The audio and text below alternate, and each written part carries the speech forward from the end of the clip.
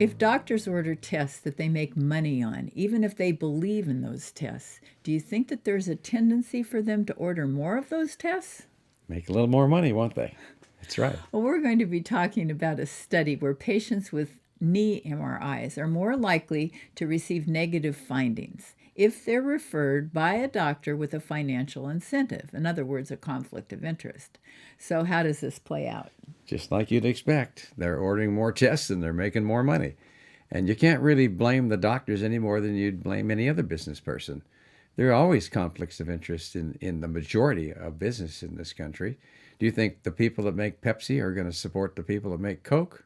No way. And even though both of them are not companies that should be supported.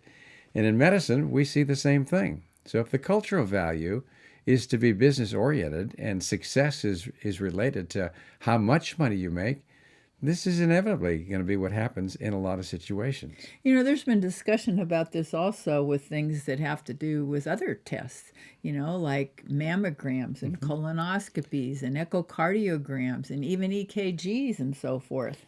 Yeah, well, the United States Preventive Services Task Force is looking at this very carefully, and they're making recommendations that say, we're not so sure about this. Where's the data?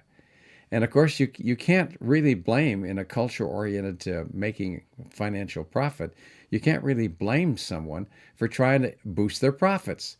And that's why you're seeing people getting notes from their doctors who are doing special tests saying, well, it's time for your annual such and such. That happens all the time. And I think patients start feeling kind of neglected if the doctors don't order those tests because they think that they're supposed to have those tests done. Look what happened when the average age for women to have a mammogram was raised from 40 to 50 for the most part by the United States Preventive Services Task Force. A lot of women got upset. Well, so did the mammography industry. Yeah. So did the pharmaceutical industry and the insurance industry, because they all had a lot to gain from continuing to have that test happening. So how do we stop the referrals when there's a conflict of interest by a doctor? Well, it isn't going to happen by legislation. If we want to really make changes in how we operate in this country, it starts with us, and we have to set the example. We have to be inspired to want to. You have to want to give and share and rather than take. And it's not the way American capitalistic business runs. It's more about I, me, my, and mine. So it's an evolutionary change that we have to look at. And when that happens, there'll be no way to stop it. Well, I'm glad that you practice what you preach, because you don't do this with the photon stimulator, for example. Right. Well, it's not an approved test for any condition, actually. I mean, there's lots of research that's been done on it that shows that there should be.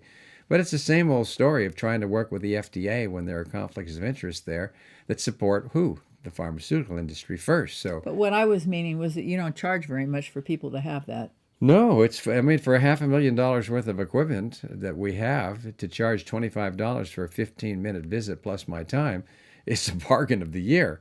But I couldn't imagine turning somebody away and even do it for free if somebody, say, had a diabetic neuropathy and I knew that I could help them. There's no way that I would say, well, go save your money, and if you can't, then we won't do the procedure.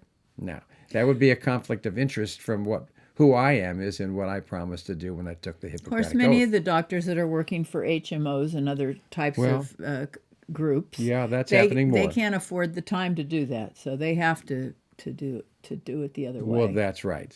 So when we're looking at these kinds of tests that we're talking about, should doctors own? Well, considering the situation being what it is and our culture operating the way that it does, probably it should be banned. And there are certain kinds of rules that do ban doctors from owning certain kinds of facilities. Well, now that Medicare is upset about it because it's costing them more money to pay for all these extra tests, that some of them not being needed, maybe they'll do something about it because they are the government. Well, that's true, and that may be what we're stuck with. But what I say, instead of revolutions where we try to change things through force, let's turn to evolution where we change things by inspiration.